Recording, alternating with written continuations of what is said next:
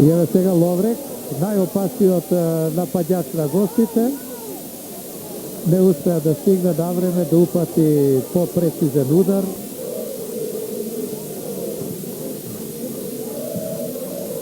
Расчистува Булат.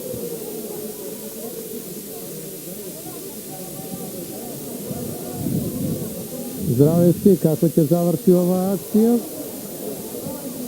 Вилсон ја препушта топката. Карамфиловски и гол. Прекрасен гол. Прекрасен гол. Карамфиловски во 60-та минута.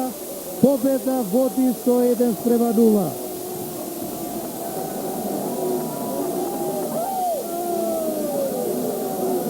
Прекрасен удар од околу 20 метри. Карамфиловски, искусен фудбалер, ја чекаше, ја дочека својата шанса. Инаку Кранчар има многу проблеми, како со фудбалерите, така и со новинарите.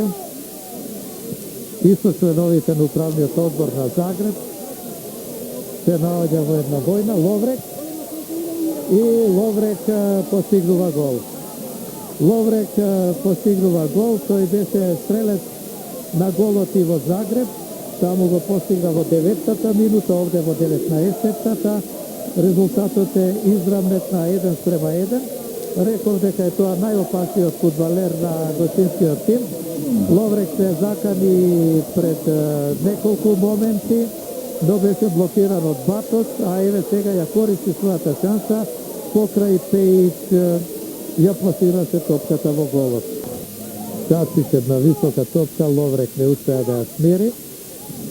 Карамфиловски добро одигра, сега Ѓокич до Здравевски, Крстев, Ѓокич задосни за малку. Задосни за дел од секундата, да беше побрз. Чачич. Фрања. Добар потек на Фрања, страотен удар и има среќа фудбалерите на победа. Добра интервенција на Пејич. Филовски, Крстев и прекрасен удар, меѓутоа и добра одбрана на голманот на гостите Пелин.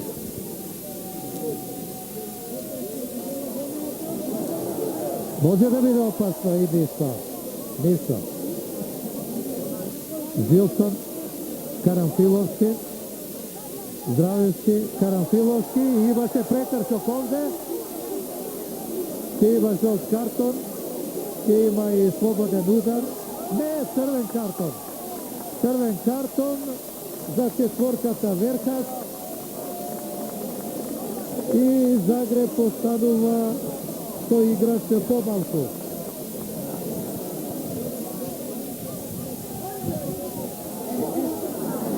Шутираше Петров, одбрани Пелин.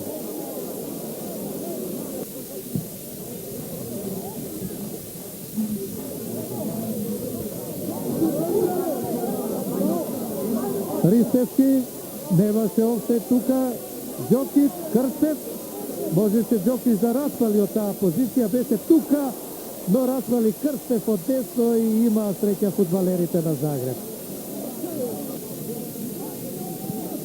Јесе, пробив на Јесе, многу незгоден удар, Вилсон.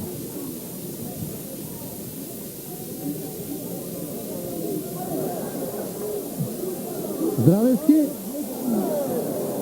немаше среќа. 11-тиот корнер е изведен, Крстев и сета.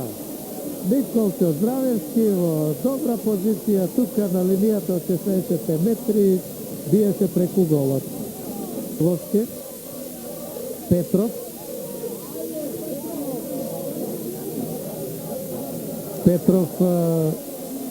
нафрла и повторна шанса за Крстев, но над голот. Убава акција на фудбалерите на победа, аплаузи на отворена сцена.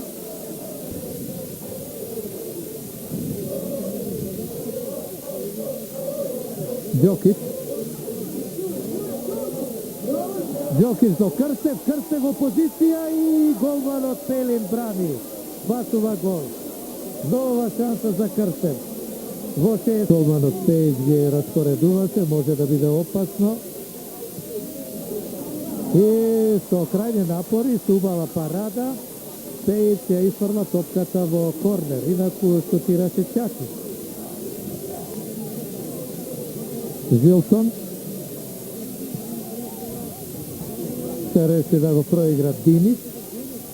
Брз пробив на Динис по десната страна, може да биде опасно и одбрана на Пелин.